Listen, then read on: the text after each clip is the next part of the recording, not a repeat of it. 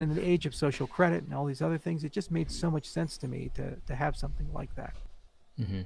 Um, with Bitcoin, what do you think is kind of the secret to its success? Like, why was it able to break out of this kind of relatively unknown, the chicken and egg problem, and why has it kind of become what it has become over the years?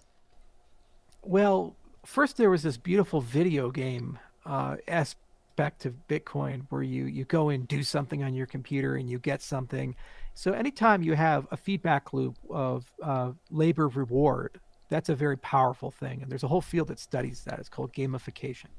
So the mechanism design was great. The way that Bitcoin was designed as a game was really cool. Second, there was the right society for it. The cypherpunk movement had been thinking about cryptocurrencies, digital currencies for 30 years. From Nick Szabo and David Chaum and Hal Finney and these other guys and Adam Back. They were doing all these things like DigiCash and Bcash and BitGold. So there was a pre-built community that was very like fuck the system, anti government type of a deal. And they wanted to have their own money. And this was like, hey, it's going to be email for money. It's money for the internet. It just made sense. So there was a game you could play. There was rules where you could, win, and you could go and build your own money. And then the other thing is that people started realizing that no matter what happens, just capital controls alone will probably give this thing some value. That's why the Chinese really loved it back in the early days. They were like, how do we get money out of China? Oh, this Bitcoin thing is really interesting. So that alone creates an organic utility and use and demand for it that would always give it some value. And then what happened was that it started becoming successful because it was successful, and more people came in, and we just saw wave after wave after wave. So it's just there's going to be a thousand papers and books and other things that people write with the benefit of hindsight to say, well, this is why the Bitcoin miracle happened. But why Bitcoin over DigiCash or over BitGold or any of these other projects? It was just one of those right place, right time things and the right community. And of course, with all successful things, the minute you have a successful thing, it seldom is the thing that ends up being around forever. Like Mosaic was a great web browser for the time, but obviously it's no longer with us because people realized there was so much more to do. We created Ethereum not because someone told us to. We created it because we were frustrated with Bitcoin. We were like doing color coins and Mastercoin and all these other projects on top of Bitcoin, just trying to get Bitcoin to do useful things. And it was like being dragged through a swamp full of razor blades. It was a horrible process. They said, screw it, let's create a programming language to go with a blockchain, just like when JavaScript came to the browser. And then why did I create Cardano? I created Cardano because Ethereum, in my view, is not going to be able to meet the challenges of a global scale system. So we went and did that. So necessity is the mother of invention in that respect. And the testimony to Bitcoin is its ability to inspire people to go and do stuff. Successful projects always do that, whether it be Linux or BitTorrent or whatever.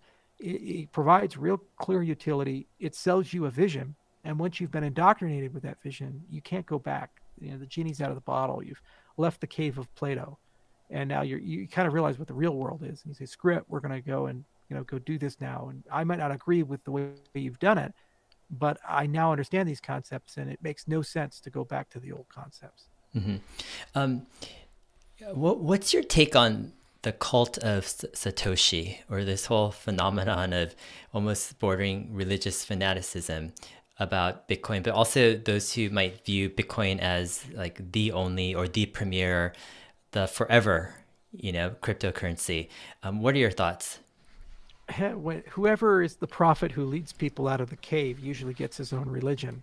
So Satoshi got one, and of course, like all true deities, he's dead. Satoshi's alias is gone and it's buried. And even if Satoshi was to return, there's no way to convince people that that person's Satoshi. Like if you sign with the PGP key, people be, oh well, you stole it or you hacked it or something. Hey, Lenstra's research has gotten to the point where we could break a 1K RSA key. So clever guy, or something like that. All right. No one actually will believe you're the prophet after the prophet has ascended into the heavens.